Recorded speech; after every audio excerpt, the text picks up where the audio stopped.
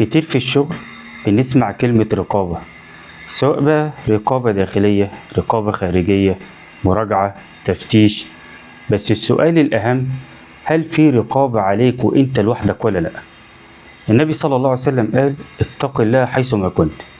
يعني وإنت فاتح الإكسل، وإنت بتقفل حساباتك، وإنت لوحدك شغال قدام الشاشة، خليك دايما فاكر ربنا.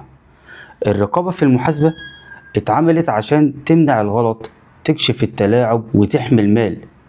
بس مهما كان نظام الرقابة قوي وصارم، دايما في ثغرة، ودايما في نقطة ضعف، وفي فرصة ان حد ممكن يعدي منها. وهنا بيظهر الفرق ما بين محاسب بيخاف من المراجع، ومحاسب بيخاف من ربنا. تخيل كده، محاسب مفيش حد بيراجع وراه، مفيش نظام هيكشفه، ومحدش شايفه غيره. ساعتها القرار بيبقى سهل قوي على اللي ضميره نايم، وفي نفس الوقت بيبقى صعب قوي على اللي فاهم ان ربنا شايفه. احنا في شغلنا ممكن تعدي سنة واتنين وتلاتة من غير ما حد يسألك، بس ما ينفعش تعدي لحظة من غير ما ربنا يكون شايفك.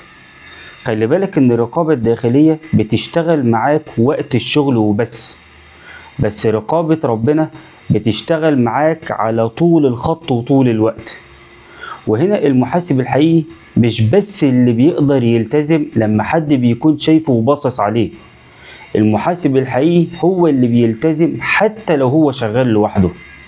في رمضان ده خلي شغلك عبادة، وخلي ضميرك صاحي، وافتكر دايما ان اعظم رقابة مش رقابة البشر، اعظم رقابة هي رقابة ربنا علينا.